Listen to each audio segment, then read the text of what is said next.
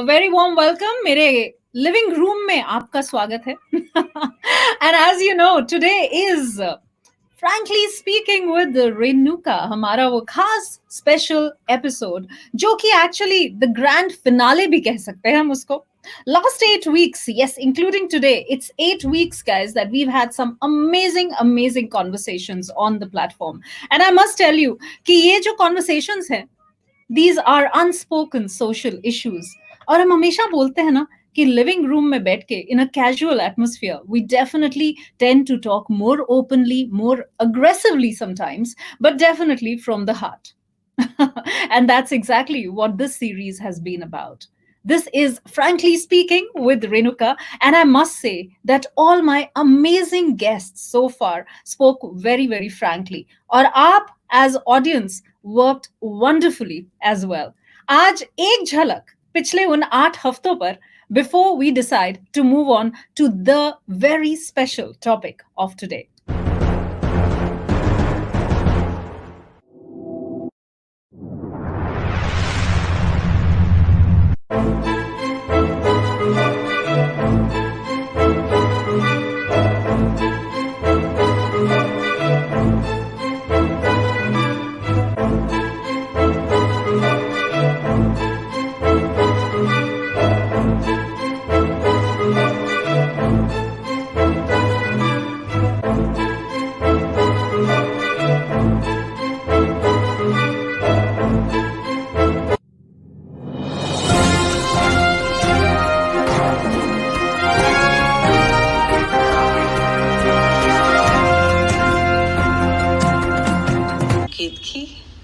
And I'm the proud mother of a person who identifies as transgender. I have a son. I would like to share my experiences as a mother and as a parent to generate more awareness of how we can understand, empathize, and interact with each other. It is my honor to now pronounce Vaibhav and Parag as husbands for life.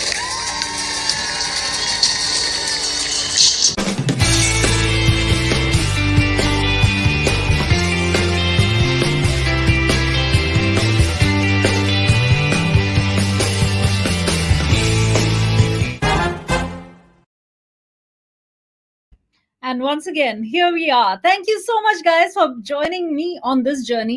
आपको पता है कि पिछले साल around this time, I decided that there should be a better use of a medium, of a platform like Radio Masti 24/7, जहां पर आप हमें इतना पसंद करते हैं.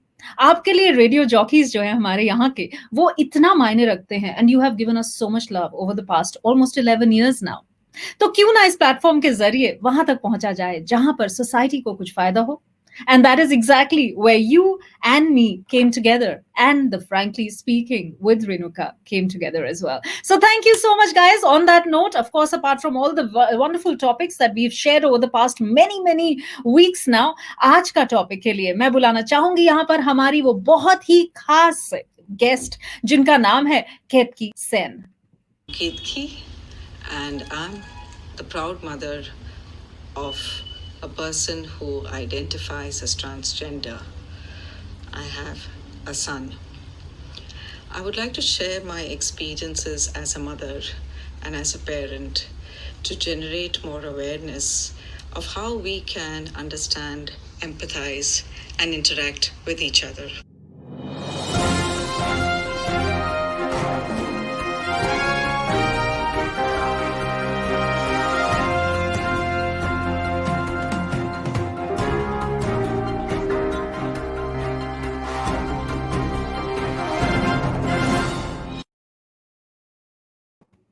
All right.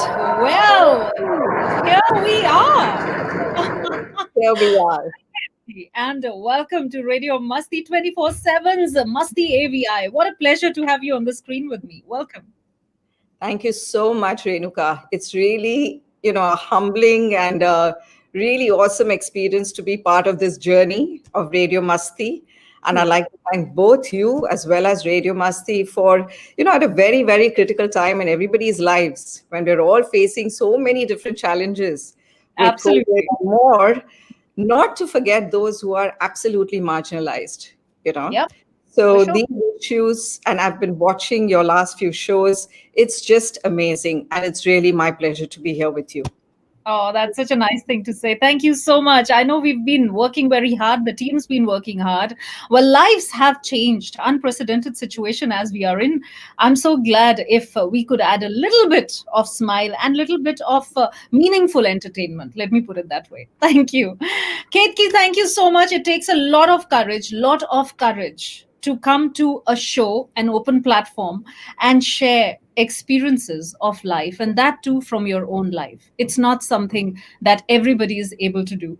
So I have to say that a lot of respect for you, for one, looking for me, finding me, reaching out, and then, of course, suggesting that you would like to share your story, which is so, so, so wonderful. So tell me, Ketki, what was going on in your mind when you decided to reach out to us? So this is actually a question I've been asking myself for some time. I do write a lot, and I think I've bored a lot of my Facebook friends with my journey, because Facebook, Uh-huh. as we all know, is a platform for us to convey to the people around us on certain Absolutely. social issues which are very close to us. And I shared almost my entire journey over there. I also post on LinkedIn, as I'm a diversity and inclusivity advocate.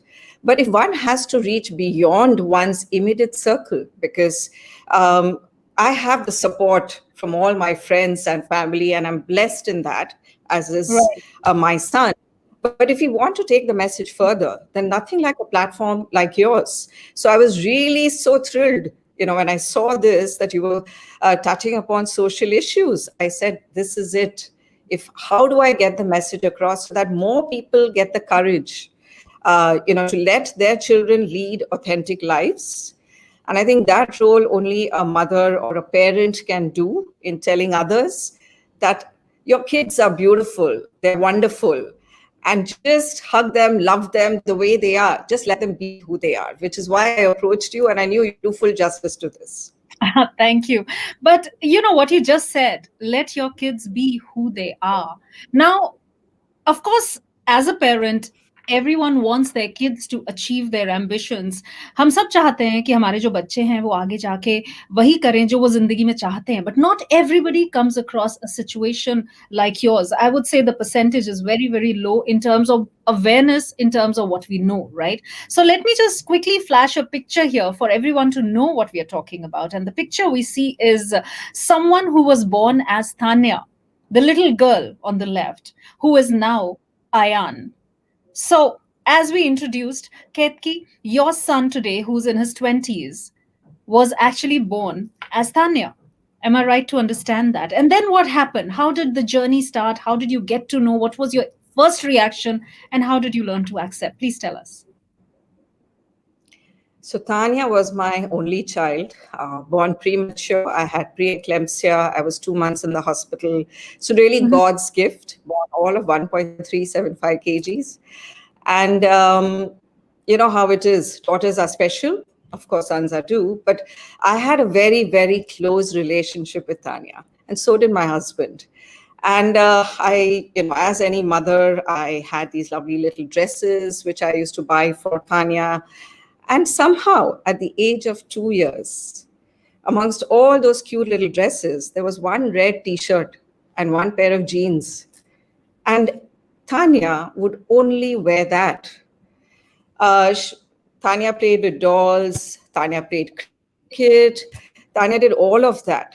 But in Mhm. the sense of her dressing, or his dressing, it was always that red t-shirt and jeans. And I got a lot of advice: you're not grooming your child properly, you should only buy Mhm. dresses. Why did you buy that pair of jeans for him? So he shouldn't have an option. I said, no, he should have an option.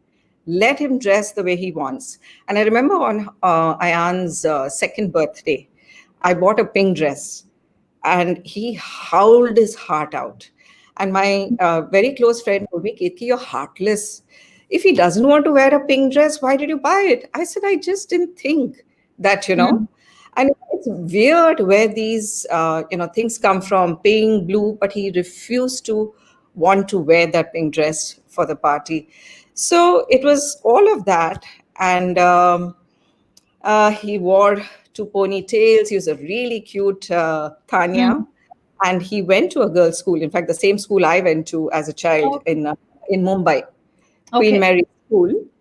And then we moved to Singapore, and he was Mhm. at an international school. It's really at grade 8 that the journey started, and he had Mhm. learning differences as well. So we were battling all of this.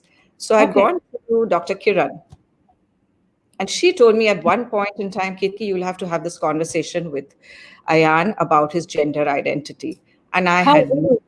How old was Tanya at that time? Or so around 13 or 14, okay. actually Okay. even 12 or 13.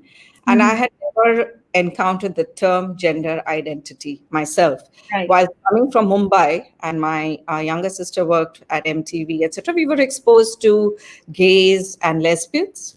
But Mhm. what was gender identity? And so he went on his own journey. So first he thought he's possibly lesbian because he was attracted to girls. Hmm. Hmm.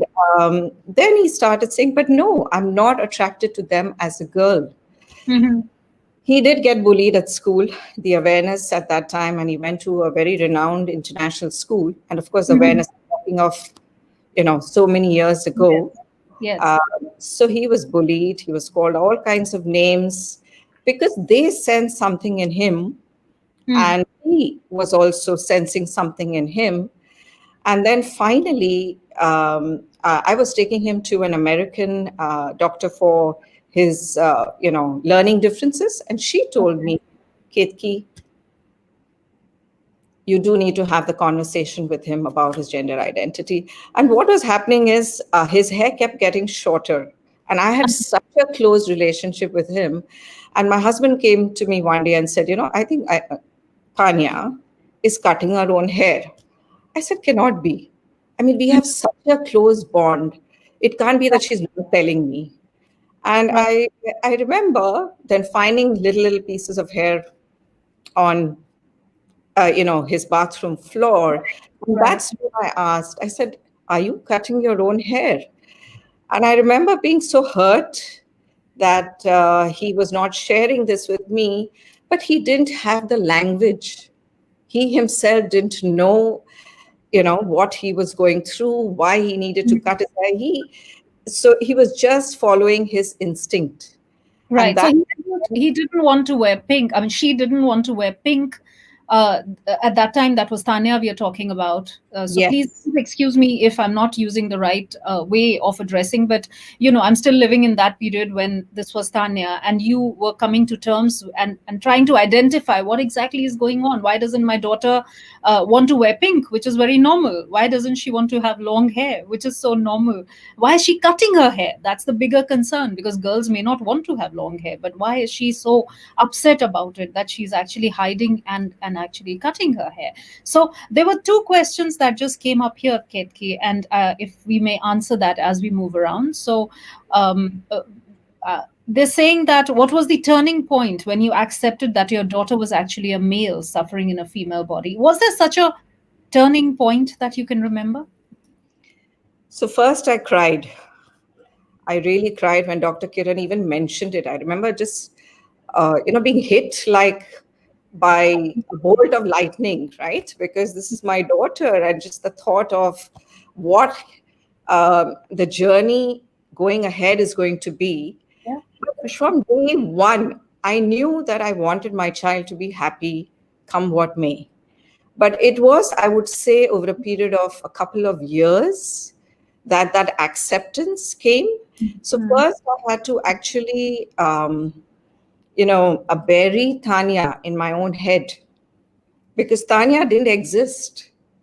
Tanya Mm. was a social construct that we assign gender when a Mm. person is born. True. So we assigned her and called her Tanya. But at Mm. that stage, I mean, he was never Tanya. He was always Ayan. So it was a journey. It was not easy to accept. I loved Tanya. I had dreams with Tanya. So it took a long time. It took a couple of years. We Hmm. met a lovely doctor here, Dr. Pamela Chan, who, in Mhm. fact, when she saw Ayan, because he was already dressing. So on his, on the social, which, or the, what is it called over here, at the end of grade 12, where all Mhm. the people dress up in their lovely gowns, etc. Mhm. Ayan was in trousers Hmm. and a cheongsam, Hmm. Hmm. right? Right. So So so it's been a journey, and I can see some personal questions coming in. yes, So, yes. so I think that the awareness on what is transgender is clearly not there. So Right. transgender, and if you really go to see, even in the Mahabharata, you have the, story of Shikandi, Yes. right? And Shikandi plays a major role in the Mahabharata. So a trans person is somebody who's born with one biological sex. Okay, so you have all the your whole body is that of one gender. Hmm. Hmm. Your mind, it is your mind that decides what is your gender identity. Hmm. So Hmm. sexuality is different from a gender identity, and you're going to be covering sexuality in the second part of your show. That's Okay, right. Yes. that is who you're attracted to. Hmm. So there is sexuality based on who you're attracted to. The other part is your biological sex, which is Yes. your body. What you're born with. Yeah. Parts you have your hormones, etc. So, Right. yeah, a trans person is born fully of one gender, but their mind tells them that That they they don't belong to identify. that body. Right. So I was just thinking, Ketki, if I may just bring up the questions, because I know the questions that are actually coming in would also help us clarify what we are doing right now. So it's important for everyone to know what exactly is a transgender, what is the right definition of a transgender. And of course, when a person has something called a gender dysphoria, right? So the person identity, that is, you're a misfit in your own body. But a lot of people out there do say that maybe it's internet and it's technology and the access to it, right? Because during our time, if I may say, we didn't have access to all this, so half of the times we didn't even know that we were a misfit, so to say. But now, because of technology, we have access to other people, we can actually reach out and we can read stories, and we can actually also look at why this is happening to us, right? And figure out a solution that maybe this is what I am. So did you face any of those things? And then, of course, if we may talk about the puberty part as well, that how far did things go before you accepted it?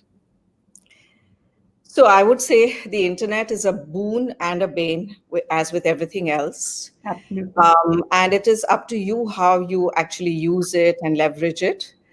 It has democratized the access to information. So for Ayan, it worked in his favor because we as parents were clueless about, that What's a happening? person can identify as transgender.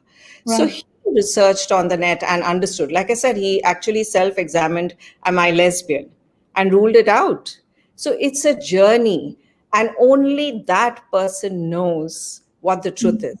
So there is a spectrum of gender identity, and I would say today's generation is much more open to it. It's always been there historically. Like I gave you the example of Shikandi, and Shikandi played such a crucial role in the Mahabharata, in deciding the war. And Bhishma laid down his arms because of Shikandi. Shikandi was born a girl, Right. but he changed his identity to that of a male.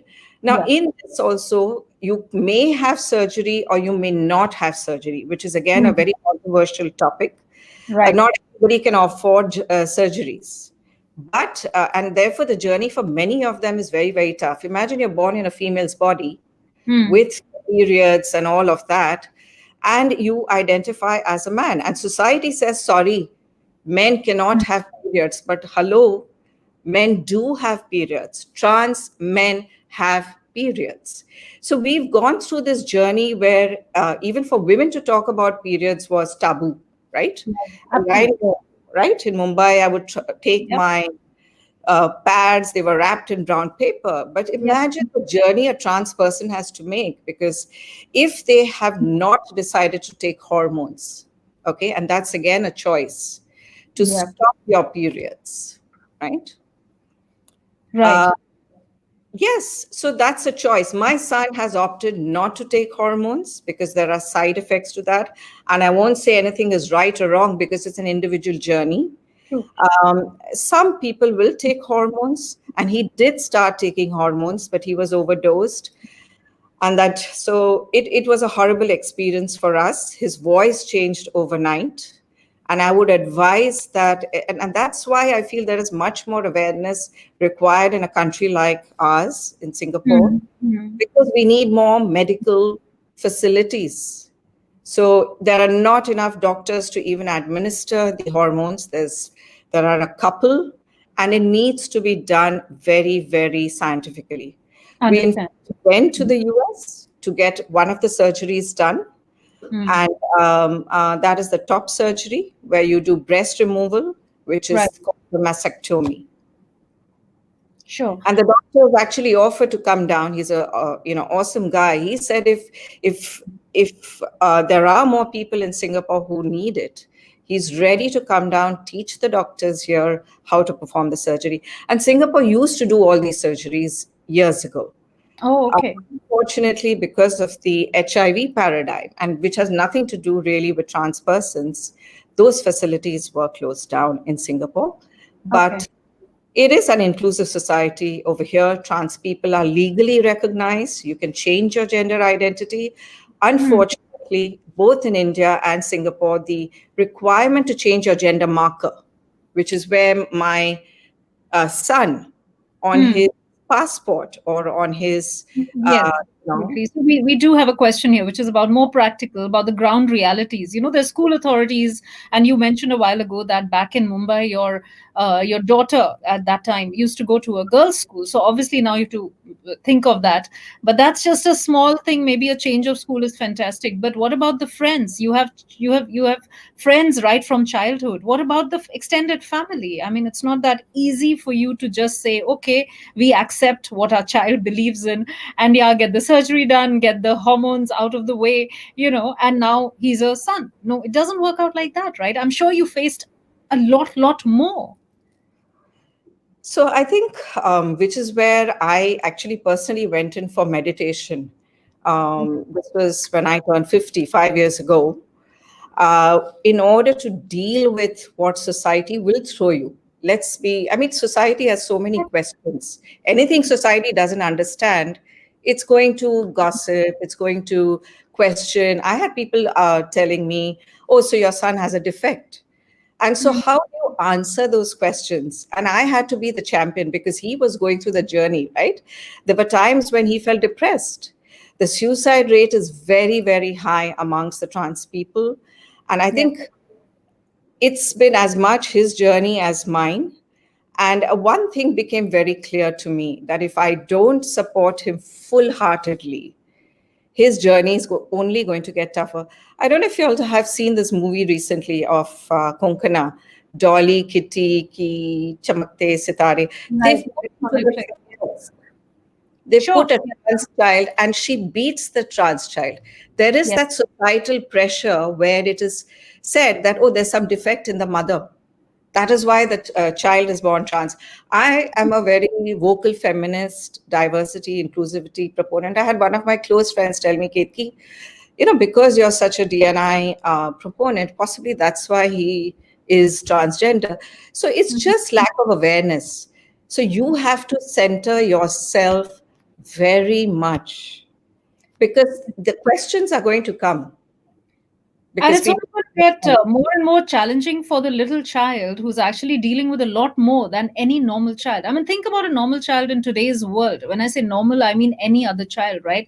Think about the struggle with schools, with competition, with a lot of, about the career, about the future, about dealing with teenage issues, which are much more complicated than they used to be during our times. So there's bound to be some mental health problems associated with it. There could be depression, there could be anxiety about gender identity, which most of us take for granted when we are born, right? We don't even think about it. But But just think about it that adolescence, you're thinking of uncertainty, you're trying to search your own identity. And half the times, people ignore you because they don't even acknowledge that something like what you're talking exists, right? So, as a family, what was your biggest challenge? I mean, I'm sure you have your parents. How did you disclose to them or the people of that generation previous to yours? How did you bring it out? My mother was, again, really close to Ayan, and I must say, much ahead of her times. She Okay. embraced, so has my entire maternal side of the family. My husband's side also, and they've always called Ayan Tanu. So they very sweetly said, "We'll continue to call you Tanu, but you are a Tanu Shona." But they embraced him, and I my in-laws live in the very traditional part of Calcutta. So Right. I used to go there and I used to get, Baudi, tumi kano, you're making your child, allowing him to wear all these clothes. He's a girl. And I used to just face it matter of factly. So I Hmm. think strength has to come from you. You answer it. No, this is the way he is. And this is what makes him happy. Wouldn't you want your child to be happy? That's what I asked them. So Hmm. my child is happy like this. He's not harming anybody, is he? Right. So, a little question here which says that you and your husband, did you have any clash of thoughts? I mean, who was the one who realized and accepted first? I would say. I'm sure one of you must be still struggling while the other one was coming to terms with things. That is very, very true in all of these, where, it's not that, and we have so much pressure in society on Facebook, the perfect family. Yep. One son, one daughter, going to this university or this school, one dog also. So, all that, all that pressure is there, right? And anniversaries, all of that. And here we are, coming to terms with, and I must say, both our lives, my husband and I went tuck, tuck, tuck, got into school, got into college, got careers, and suddenly there is this, wind of what to say, a challenge that life is not meant to be perfect. It's beautiful in its diversity. So I would say yes, my husband and I both had different journeys, but we were blessed that we had friends we could reach out to. Hmm. Uh, we were blessed that we had access to the internet. And I will say that I started the journey before. Hmm. Husband started the journey a little later, but he's very much on that journey. And the good part is, hello, the good part is that even organizations, the MNCs, are Hmm. creating educational, talks on all of this today. Hmm. So Hmm. my husband works for an MNC. There was a lot of educational material being shared there as Okay. part of the, and we had access to also counseling if required. Hmm. And what really helped was, and Ayan froze. There were a couple of times he just couldn't see the light at the end of the tunnel. What Hmm. is my life? What is my future? Right. So what helped us was again spirituality. So we went in for Ayan is a Reiki. He's done Reiki healing one, Hmm. and he heals himself.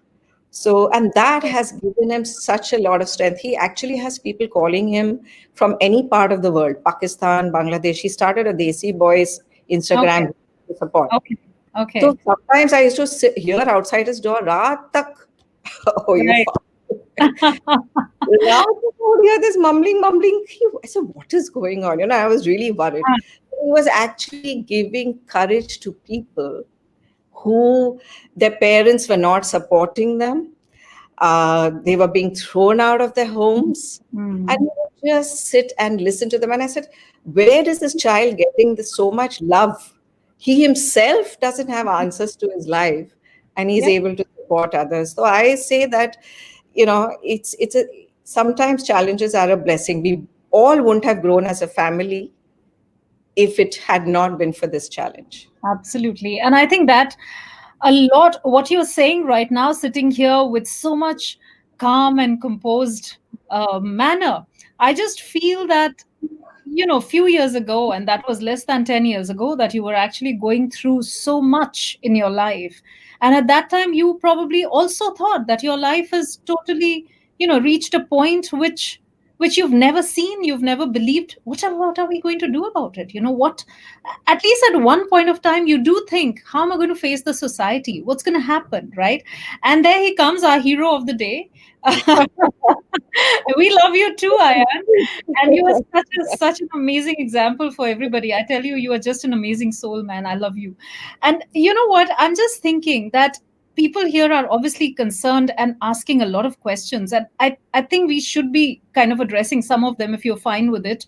For example, how does one define being uncomfortable in one's body? Because it's something like sometimes we don't even know whether it is just a phase which an adolescent is going through, because it could be just a phase, and you don't want to end up getting into surgeries and hormones and then suddenly realizing that you've actually done something without realizing, and it wasn't really what you thought, right? There are cases that we read about. So how did you know that? So we didn't. To be very honest, we didn't. So we let it stay. So in fact, when we first went to the doctor, because Ayan had been presenting himself Right. as a guy for years, okay? And the doctor looked at him and said, he's ready to start taking hormones. My husband and I moved back in shock. Said, no, not now. And we did not want to take that decision for him. It had to be his decision. So we waited. And this is, again, every family's decision to make. We waited till we felt he was mature enough. Absolutely. And I remember the day we said yes. And he used to play cricket for the Singapore national team as a woman. So he's made a tremendous sacrifice in giving that up. So he had to make that hard choice. Yeah. If I take hormones, I can't play for the national team. And he's traveled all over the world. He's grown up with that team, so giving up friends was really tough. So, but I remember going to the doctor, and the doctor said, you can, where we said, okay, you can take hormones. And the doctor said, you can start now. And he had a match 2 days later. He said, I need it now, because he had waited for so long. He knew he was uncomfortable. And the mind-body connection. Yes. So he started getting like warts, etc., on parts of the body, which he was mentally rejecting as part of his. But he's made that journey where he accepts his body the way it is. He did do the top surgery. That helps, because he was scared to go to the gym, and wearing what we women wear, the bras was really a struggle between all of us. And there comes words which I would have said for you, but coming from him, that's what makes the biggest difference. If it weren't for the support of my mother and father, I wouldn't be half the person I am today. A parent's support for a trans person means the world. You are amazing, Ayan, and you are so right, because the support from family means the most in today's world. People will talk, the society will obviously talk when it doesn't concern them, it concerns a third person, and it's wonderful to gossip. That's what the world is made of. But when a person is going through something, when you respect that and you understand and you join hands and give that support, that's really what everybody is looking for. Yes, absolutely. A huge learning. Thank you. And this is for you right now. I'm trying to just applaud in the studio so that,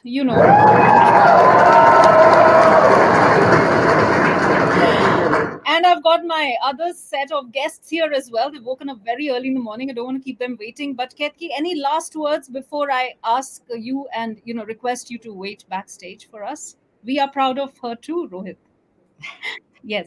Just one. There's a Buddhist concept of metta, which is unconditional love for everybody. If you can practice that, I'm telling, I know there are parents out there who are not coming out in society with what their children are. Okay. So please unconditionally love your child.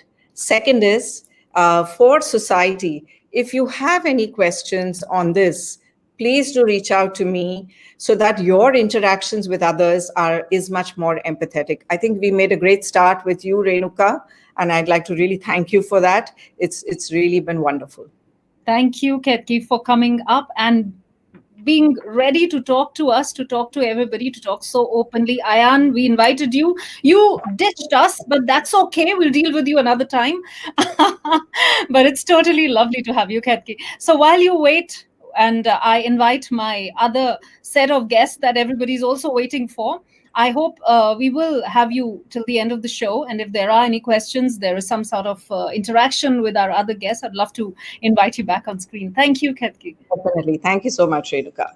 All right. On that note, guys, it is just wonderful, wonderful. I tell you, when I meet people like Ketki, I just believe that, yes, there is some hope, because all the time we talk about changes in society, about acceptance, about respecting, about so much. But, change begins within yourself. If you refuse to change, then, of course, there's nothing in the world that can change. You cannot be the change maker unless you decide to accept the change yourself. Yes, absolutely. We're still getting messages for Ayan, and yes, your mom did make up for you. You're right, Ayan. And on that note, guys, as you see the ticker down there, it says that I have one more pair of guests here who I've been actually chasing. Yes, normally girls don't chase, and I definitely haven't chased any guys in my life. But yeah, what to do? Some people are so tough to get. Yeah, they were playing tough to get. I won't give them a chance to talk right now, and I know they're thinking, oh, let us come on there, and we're going to it's too early in the morning, joining us from Texas, guys, all the way, and waking up at 5:30 in the morning. For once I made guys get up in the morning. That's amazing. So here they are. I'm going to be just welcoming them on the screen, Parag and Webha. It is my honor to now pronounce Vaibhav and Parag as husbands.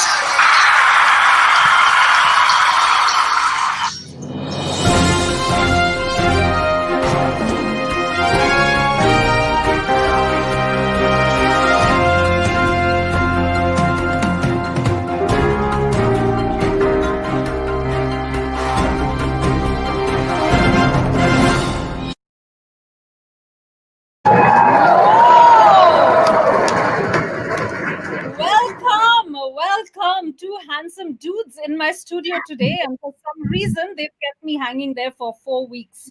Welcome, guys. Great to see you, Renuka. We don't get chased by women often, but when we do, it's worth it. Well, the two of you just decided to throw all women away, man. What a waste. We love women in our lives.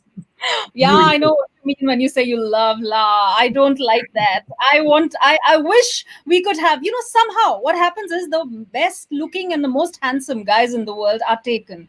So that's why I took him. Exactly. And here we are. All right. So we're still sort of thinking about the earlier story. Thank you so much, guys, for joining us on Frankly Speaking. But yes, maybe you got a little glimpse of Ketki, who was here a while ago. Yeah, absolutely amazing, I have to admit as well. And the way she shared the journey, and of course, Anne was watching but refused to talk to us today directly. But that's fine. We'll catch hold of him another day. Totally amazing and so proud. But tell us, how's 1 year of wedding been? I mean, for normal couples, I can talk about my own. Tough, man. Tell me about you. How's it been? Is it equally adventurous?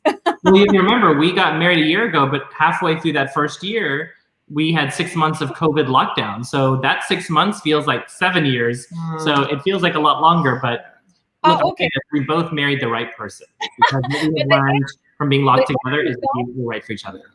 Right. The 7 years itch, is it over in the first year itself, are you saying? Or is it lingering on? We passed that a long time ago.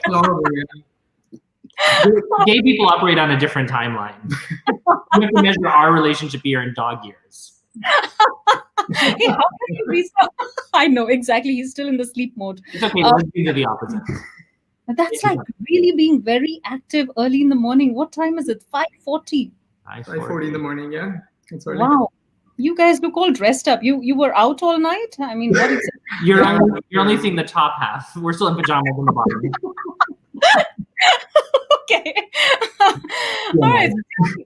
I know you've done this many times, and I know it could end up being the same questions. In fact, these guys, I have to tell everybody, were so sweet. They even sent the whole list of questions, which I refused. I refused to follow. I said, I make my own questions, man. Hopefully, there'll be one which you haven't seen earlier. But tell me, how and when did the journey start? So obviously we start from the basics. When did both of you realize that all the gorgeous girls in the world, like me, were not made for you? Yeah. So for me, Renuka, first of all, thank you for having us. For me, it was, I think, around age 10 and 11 when most of my friends, and so I went to a Catholic school, and most of my friends were like, "Oh, look at this girl, she's so pretty." And while my friends are looking at the girls, I'm looking at the friends, I'm like, you're pretty too. Why aren't you talking about yourself? So I knew something was off, but I knew it wasn't something that would be acceptable, something that people understand. And I thought there was something, maybe there's an issue with me. So I knew better. And what I knew was I can never talk about it. It's some way of feeling that I'm having, and I should just keep it buried for the rest of my life. So it was around age 10, 11, then I realized that I was probably different. Yeah, same for me. I was 8 years old, and I remember a new boy had come to our school, and the principal came to class and said, "Can you show this new boy around?" And I suddenly felt like a huge crush on this kid. But just like even though my parents had never talked about gay people or homosexuality, I knew inside I should never talk about this. I should never articulate it. Yeah. Lovely. So tell me, where were you guys growing? This was in India, or was it already in the US? So I grew up in New Delhi, India. That's where I grew up. Okay. So that Delhi, and then I moved to the US in 2011 for school, for my master's program. And but most of my growing, adolescence and then young adulthood was in India. So it was difficult, definitely, to have these feelings and not be sure. Again, lack of resources, never knew what this was about. So very confusing. And I was born and raised in the US. I grew up in Texas. Wow. Okay. So Delhi gets more interesting. Texas has its charm.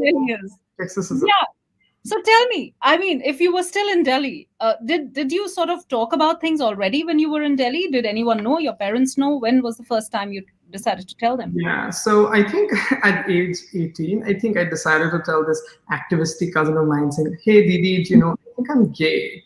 She's like, no, it's a phase, Webber. No. Everybody, men, women, they all get these phases. You definitely are in a phase. I'm like, which makes you wonder about her. I'm like, That's cheeky, man. Oh my God. So I had I had to convince her. I'm like, no. I'm actively seeing men, and I've slept with men, and I am definitely gay. Like, I have nothing for men. I have no attraction. So I think that was the first time I really said it out loud. But then when I was in college, I went to college in Bangalore. So that's where I spoke to some of my friends, and that's where I really opened up, because I was away from home, never told anything to my family, anybody else, immediate family. Started talking to my friends, and that's when I felt more comfortable talking about who I was. Yeah, and I mean, we forget that even though India is a very conservative culture, there is a significant underground gay culture. There are disco clubs, there's dating, there's apps. So when I was sort of shocked to hear this, because when you grow up in the United States, you are stuck in the version of India that your parents were. So my idea of India was always 1972 India, where boys and girls didn't talk to each other, where dating wasn't a thing, where you married the first girl you met. And when I met Vaibhav, it was like a revelation that my country is this progressive, that they have dating apps. What are you talking about? And he saw the first brown guy. He's like, "Yep, this is it. My parents told me, first person you meet, you marry." And he was my first Indian boyfriend. Oh, was he the first Indian crush? No, I had gone on a few dates with another Indian guy, but this was the first serious one. Lovely. So tell me something. What did you see in him? What was so different? I mean, 1 year later, I'm sure you see things very different. That you guys dated for a while as well. How many years were you guys together, and what did you see in him first? Yeah, we met in June of 2012, and then we got married 7 years later in March of 2019. Look, you can see obviously what I saw in him. I'm sorry that you can't see the whole 360-degree picture of this. Whoa, TMI. He wouldn't show me everything he's shown to you, so forget about that. But there's a sweetness to him, right? He's so earnest. Even the way that he pursued me, he saw me marching in the Gay Pride Parade in DC, and unbeknownst to me, because I saw 500,000 people that day, He found on Facebook. He tracked me down, found out my name, searched many pictures to figure out who I was, and then he poked me. I mean, he poked me on Facebook. Who pokes on Facebook? Oh, well. Because he didn't know what to say. He just wanted to like let me know that he was interested. I'm around. And so of course I deleted it. And the next day he poked me again, and then he poked me a third time. And finally I got annoyed, and I sent him a message saying, "Are you just going to keep poking me, or do you have something to say for yourself?" Whoa! So were you playing hard to get, or were you really not? I think he clearly was clueless, and he wasn't really looking as such. And so here I was. This was my first year in America. I'm still like really, there's cultural shock, but also, no American soap opera or anything can prepare you for actual American culture. Can you start living here? So when I moved here in 2011, it was a cultural shock. The weather was different, so I felt seasonal depression, and just, it was so cold. Delhi never had that kind of cold. I'm seeing snow for the first time, and like so many experiences at the same time, but also an element of loneliness. Like I didn't have friends, and then I felt invisible sometimes. Like I'm like, people don't look like me. Maybe I'm not very attractive enough. Maybe that's the deal. Something's going on here. So, I was actually reaching out to South Asian, groups in Washington, D.C. And this group was actually marching the part that Parag was of, is called Khush DC. They were actually marching in the Pride Parade. I saw this guy, I'm like, there's something about him. I have to know him. And that was I literally just messaged him. See? Sweet and earnest. I know, totally. Poor you. So tell me something, both of you, yeah? There was a question that just flashed a little bit here. It says that if you were living in India or in Asia, do you believe you would have had more challenges? Well, I cannot ask the one who's never lived there, but for sure, someone from Delhi can say it. Haryanvis and all, huh? How would look at you. So Renuka, yes, I absolutely agree. I think challenges for me, at least growing up, I had my fair share of challenges. Even when I was in in my college, did experience a lot of challenges, a lot of bullying. I definitely was bullied a lot. School was never fun for me. I was always called names. It was just a very, very hard time for me, school. And then college was a time where actually I had to just sort of pick myself up, and I'm like, no, I have to continue to move on and strive and make this work somehow. So living in Delhi, it was hard, but then now I think things are better. But living in South Asia, India, it was challenging, and I'm guessing it still is challenging a lot. Absolutely, I think that's still the difference. So if we talk about continents as such, of course, the US, it's not. Let's say things are not that sensitive. Things are not that people are not really focused on what you are in terms of your sexual preferences, obviously. As compared to Asia, right? In many parts of Asia, things are not even legal. And in fact, if you look at Indonesia and China, things are very, very different. Of course, there's religion involved, and then there's a lot more. So it gets more and more complicated. Yeah. But tell me something. Let's jump to the point where you had your reception. We'll come to the wedding in a bit, but because so, 7 years. Yeah, totally. I'm just thinking of how the people of Delhi and your relatives responded to the invite, which said, okay, didn't they say ladki kahan hai? I mean, why are we talking? A lot of people ask that question. People ask that question. So for me in Delhi, again, I started to slowly introduce the concept of me being gay, and the way I did it is that I actually found ads. Slowly, okay. What define slowly? Tell me how. Come on. Slowly was basically, it took me about 4 or 5 years, but I started to come out. So I started to come out to my cousins, like my more cooler cousins, who could handle the news. Not the same cousin from different cousins. Different cousins. Younger cousins. But also some of them were older, actually, who I knew would actually take the news better, would take it from a very, relaxed, sort of lens. And I came out to them, and then when I did tell them that my parents don't want to talk about it, but what I really want you to do is maybe eventually, if you can talk to your parents, like my aunts, my buas, my tautis, all these people, I said that would actually help. So they did, I think, a giant share of the work, of the work, basically coming out for me. So, for 3-4 years, they sort of had known, who I was. And then I slowly introduced Parag into their lives. Parag came to India after how many? 23 years, the first time you came. So he came with me for the first time after 23 years. And I met all of his relatives. Like in the beginning, his parents were very concerned when I came to India about how are we going to introduce this boy? Who is he? And it was interesting because if you think about it in India, who are the first people you meet? it's not the relatives, it's the servants in the house, it's the driver, it's the cook, it's the washerwoman. That's tough, man. And they're scandalized because we're staying in the same room, we're being affectionate with each other. But little by little, his parents saw through those interactions that after the initial shock wears off, it normalizes. And I think that starts to give you confidence to say, okay, I'm going to tell one more person and one more person. Yeah. So as much as we had to come out, the real heroes in our story are our parents, because they came out, and they came out courageously. In the case of my father, as you saw from the reception video, he just pulled the Band-Aid right off and wrote a letter to all of his family members and friends the day after I came out and said, our son is gay. We love him, and we expect you to love him too. And so I do. I'm just flashing the YouTube the link for people if they're interested in kind of watching the speech, which I did, which was just amazing. I think it was just amazing the way he sort of painted the whole picture. And sometimes you don't know whether the parents are slapping you or they're loving you. You know, that's Indian loving for you, Indian parents and their love for you. That's why my facial expression is what it is during the speech, because I have no idea what he's about to say next. Yeah, because you don't know. I mean, is he kind of thrashing you because of what you did, or is he kind of in love with you? But yeah, end of the day, it was a beautiful, beautiful speech. But here was a question which said that your father seemed comfortable, but what about your mothers? Because usually the moms sort of are, more sensitive. So what? It's funny, both of us are mama's boys, right? So both of us expected that when we came out, it would be our mothers who were our biggest champions, and it would be the fathers that would take longer. Right.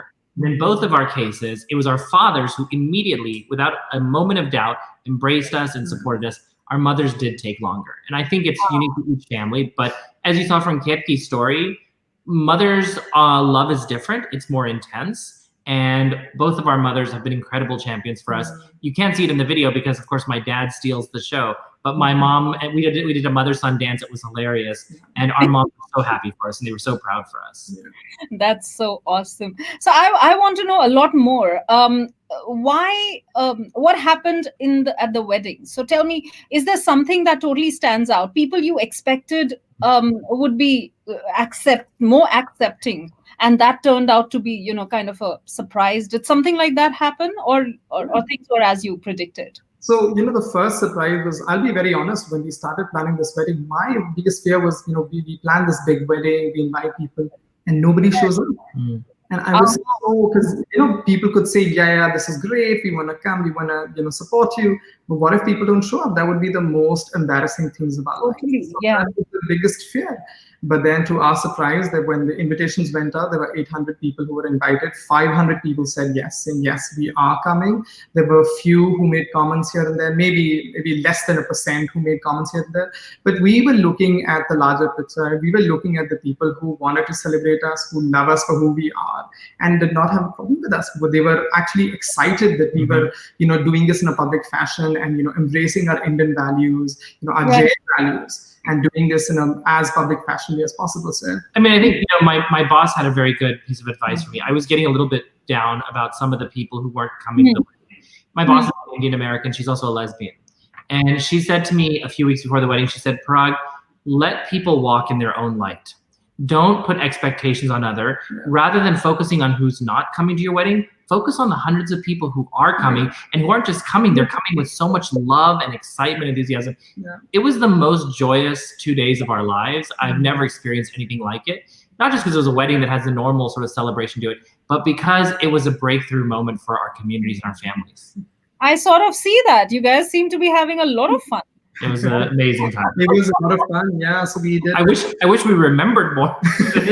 We were so tired, and it came by so fast. Everybody's like, "Oh my God, it's gonna come and go in a flash." My goodness, we were like, day 3, we're like, "Wait, it's done, Parag, it's done." Like that's it's such a letdown when the wedding's over because you're used to walking into dinner and getting a 500-person standing ovation, and then the next day it's just the two of you looking at each other saying, "What happened?" So tell me. I've been wanting to ask you this, and here's somebody who's actually written that point as well. So let me flash that one. It says, why didn't you choose to tie the knot in a small ceremony? Why were you out to prove anything? Because you see, sometimes people do think, okay, they're out to prove a point. Yeah, they could have easily gotten married like the rest of many couples, and sort of just did not make such a noise about it. So whose idea was? Tell me about that. Well, we talked a lot about it. First of all, these big weddings are common in our family cultures. When his older brother got married, they had 1,100 people at the wedding in Delhi. We talked about doing a small wedding. Most of our other gay and lesbian friends who've gotten married who are Desi did small weddings. But we decided two things. Number one, we had marched in everybody else's barat. We had been at everybody else's wedding and our cousins and our brothers and sisters. And we felt that equality demands that they come to ours. Yeah. But the second thing was we did want to make a statement because we believe that this is not about us, right? We're married and our parents support and love us. And we live in a country where the law allows us to marry. But for the millions of other LGBT people around the world, we wanted them to see this wedding and say, A, it's possible to do it in your cultural traditions. And B, it's possible to be embraced in the same way that straight couples would be embraced. Yeah. If we had done as big a wedding as this, it wouldn't have gotten the attention and the media coverage it has gotten. But the purpose of the media coverage, again, is not to aggrandize us. It's to help inspire other families to do this for their kids. Yeah. Absolutely. So let's go back to the wedding now, yeah? Of course, we've seen one side of the family and the father sort of share in such a hilarious and a wonderful way. What about the other side? Is that too quiet, or do they? What was the reaction? Honestly, they were overwhelmed. So people did ask me, they're like, why didn't your parents speak? My mother was, decided to talk. And then I think there was some confusion where she did not realize that she was supposed to talk. So she didn't prepare. But then, her name was announced. She's like, oh my God. So she goes to the stage. But I think who came to her rescue was my bhabhi, my brother's wife. So she actually went and, she made a beautiful remarks, talked about, her personal journey of, coming to know us and then also being comfortable with our sexuality. So my parents were definitely very, very comfortable. In fact, when I pitched the idea, I said, hey, mom and dad, I want to do the wedding in the US. And I want to invite everybody from Delhi and, Lucknow, where my family is. And my parents were like, sure, beta, do what you like. And absolutely, we will try our level best. In fact, my parents told my cousins, my aunts, my uncles, everybody, sabko aana hai, everybody has to come. And people did show up. In fact, the first wedding invitation was given to his grandmother, his nani.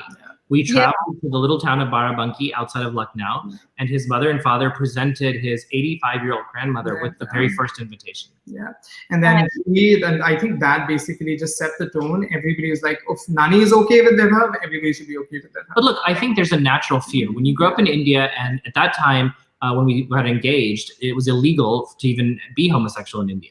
The laws finally changed because of the court ruling, but it's still not legal to get married in India. Yeah. So I think his parents were, justifiably concerned about us doing a wedding in India. After the wedding in Texas, though, after seeing all the love and the outpouring of joy, they said to us, next time you come to India, we want to throw a wedding reception for you. So 6 months later, we went to Delhi. We showed some pictures from it. We had a wedding reception in Delhi with 100 of his family and friends who came. And so they did celebrate us. Yeah. Wow. So tell me about the nani. Of course, the mothers might not be very happy because you didn't give them the bahus that they could have all those amazing stories with, right? I mean, you took away the happiness of the mother and the mother-in-law and the daughter-in-law stories. They could have created so much. What? So you guys obviously don't have that kind of excitement with your mothers-in-law, right? We find ways to keep it exciting. Don't worry. They keep us on our toes and we keep them on their toes. They do? I'm glad. So what about the nani? I mean, I'm really excited to know, how was the concept explained? Because last I went to Delhi, and I have to kind of share that experience. I went to a wedding, and this was a second wedding of the girl that I was sort of representing. And during that wedding, everybody talked about her first wedding. And then it so turned out that the husband turned out to be gay. And, obviously in India, people do not come out with their preferences. They're not able to, for many reasons, in many families. And therefore, the marriage happened. And then after that, the girl was, she kind of figured out. And then she was having her second wedding there. So half the crowd over there was asking, okay, but what is gay? What happened? Where's the guy gone? So they didn't even know. There was no awareness. But in your case, you say that your grandmother sort of accepted. So how was it explained to her? What happened? So you're absolutely right. I think even for my mother, just to comprehend the word gay, it was never in her dictionary. She'd never even heard of it. So I had to put down when I came out to her, I had to explain to her, what it was. And obviously she was very uncomfortable with it. But, when this wedding, we decided the wedding was happening, I really wanted Parag to meet my grandmother. So you have to know that all of our grandparents have passed away, except that one grandmother who was surviving, my nanny. And I want to make sure that I get the blessings of that woman. And, and she's adorable. She was adorably close to me. And then, I wanted Parag to, share that love and, meet her and get her blessings. So I told that to my mom, and, mommy said that I don't think it's going to be possible. Nani may not be able to even, comprehend this. And I don't think so. I said, I'm putting my foot down. You have to do something. This is the only thing I'm asking for. I have asked for 10,000 things that has come out to your entire family, but this is also one of the only things. Don't you dare talk about, I've just asked for one thing. Okay? One more thing. One more.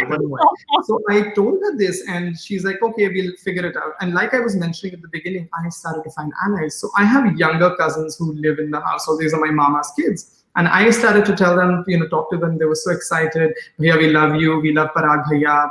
And I said, now what you have to do is when you go back, you have to tell your dadi about these things. Basically, don't say that Vaibhav Bhaiya is gay liya. Don't just break the news yet. But introduce it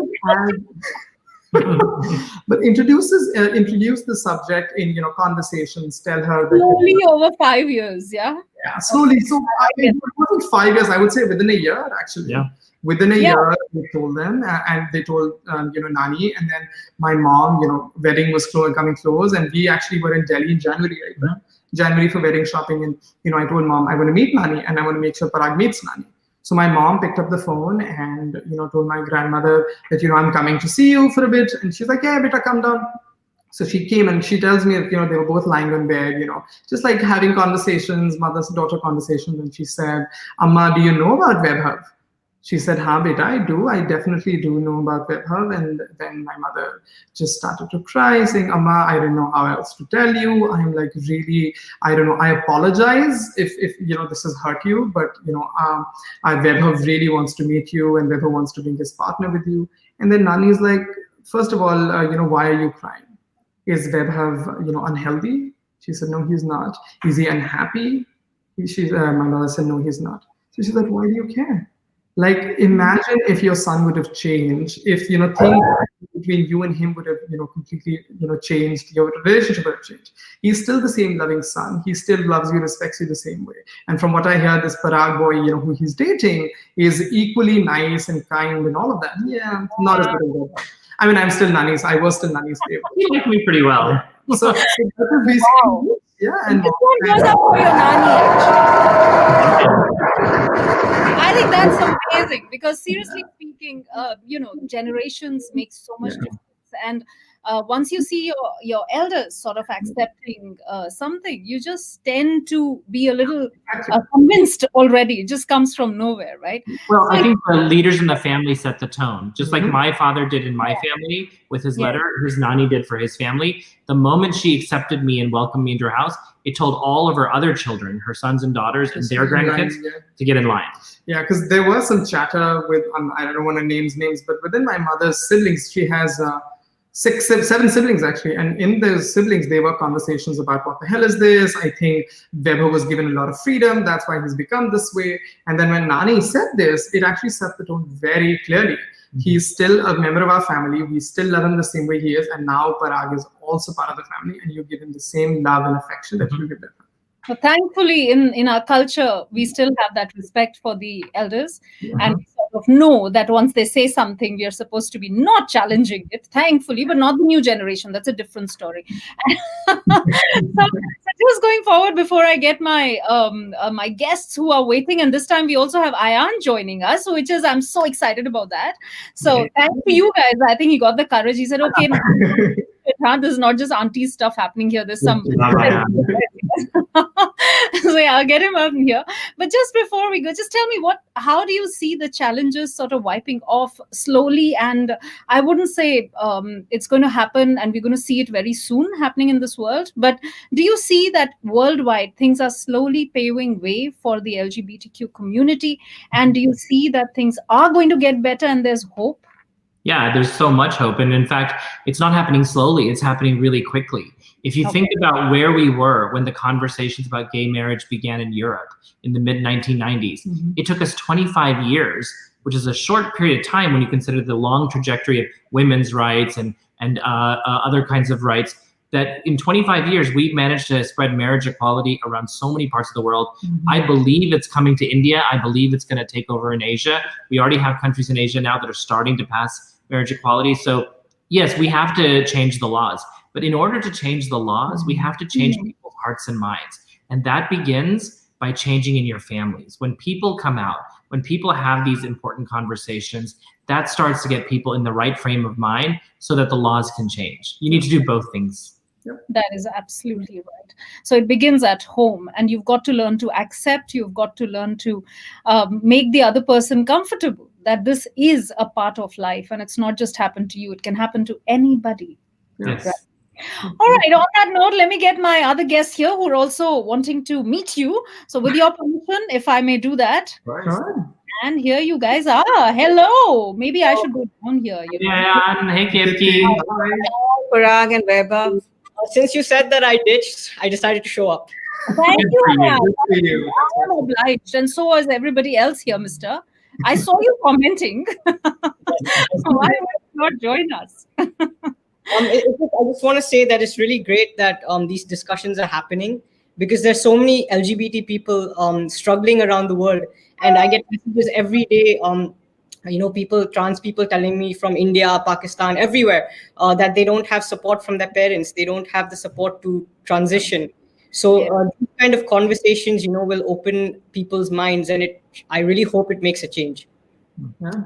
And that is exactly what this first step is all about. So we do hope that we leave people with some thoughts. I'm not looking at overnight changes. It doesn't happen. It's not real to even expect it.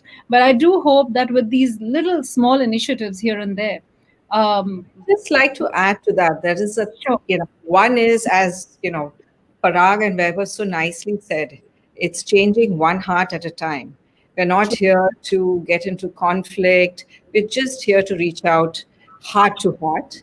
But there is also a $3.6 trillion industry. The LGBTQ industry across the world actually commands that. So it's a paradigm. If corporates and the world doesn't accept this, they're really leaving the dollar on the table. It's a segment of the user community that really needs to understand. They're really out there on social media. They're driving brands. So I really see a change coming on both fronts, heart to heart, which is, of course, the way to go. But for those who are bothered about the dollar, well, look at the $3.6 trillion industry. Absolutely. And I think if we go by the numbers as well, we just talk about the United States, the transgenders are 1.4 million adults. And that was 2 years ago, and it's been actually increasing. So, yeah, I think it's time that slowly people learn to accept and respect and sort of live and let live. That's the kind of stuff that we expect from this conversation. Any last words, guys, before we end today's show? Parag, Vaibhav, anything you want to say? We just appreciate the opportunity to share the story. And Kirti and Ayan, it's so nice to meet you. We're so proud of you, and we send you so much love. Yeah. We were in Texas last year. It would have been lovely to have met you guys. Yeah, but you're doing a wonderful job. For surgery, I was in Texas. We were in Texas. Oh yeah? Come visit us next time. हाँ, मतलब मुझे भी कोई बुला लो अब Yes, Renuka, you're more than welcome. Come to America. I feel like you don't really need an invitation, Renuka. You just show up. You're right. I can get into people's households and wake them up at 5:30 p.m. without being invited. I just quickly wanted to add one more thing. I think it's very important that these conversations are having, but for LGBTQ people who are out there, who are still in the closet and not worried, I think Parag made a really important point that it's important to first of all come out and be comfortable with who you are. And again, do it at a time when you feel more comfortable. Don't let others dictate it. But also when you do this, do it in the most kind way possible. I think we are losing a lot of kindness and love from the world. Like you see administrations here and so many around the world where, who increasingly work around hatred. So even if it's working with your parents, working with your communities, start with love and kindness. I think for me personally, that's what work wonders. And I promise you, love is definitely a larger, unifying force than anything else in the world. It is going to get back. You give and you get back the same. Lovely.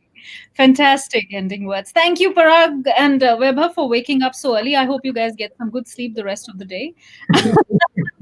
And thank you, Ayan, for showing us your beautiful face finally and talking to us one-on-one. And thank you, Ketki, for sharing your lovely story. Very brave indeed. I really appreciate it. Thank you guys. Bye.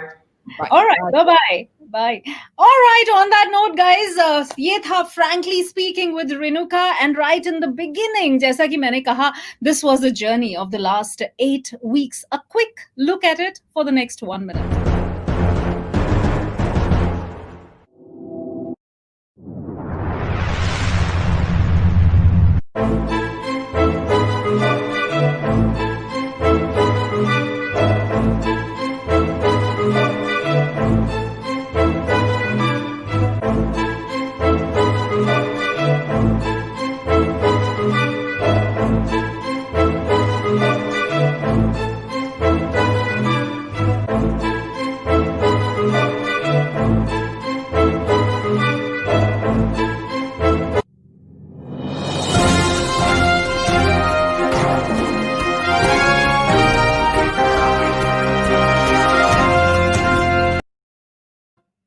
बिल्कुल, और यही हमारे पिछले 8 हफ्ते. It's been wonderful talking about unspoken social issues. अगर हमने कहीं आपको सोचने पर मजबूर किया हो about all these topics, whether it was about a son, जो कि जरूरी होता है फैमिली नाम आगे बढ़ाने के लिए, या फिर live in relationships, जो कि आजकल हमारी सोसाइटी में आ रहे हैं, बढ़ रहे हैं और आगे भी एक्सेप्ट हो रहे हैं कुछ जगहों पर, होने चाहिए या नहीं होने चाहिए, that is up to you of course. साथ ही साथ में discrimination, when we talk about sexual discrimination, we talk about gender discrimination, we talk about acceptance of single women and not really thinking against them. There is so much to go.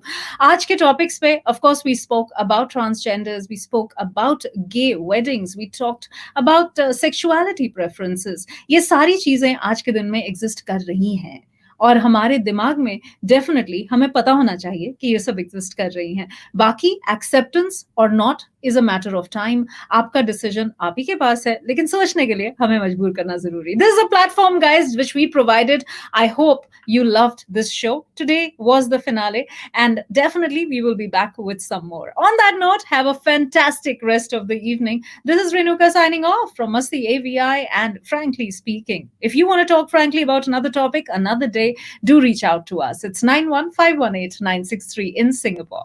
These my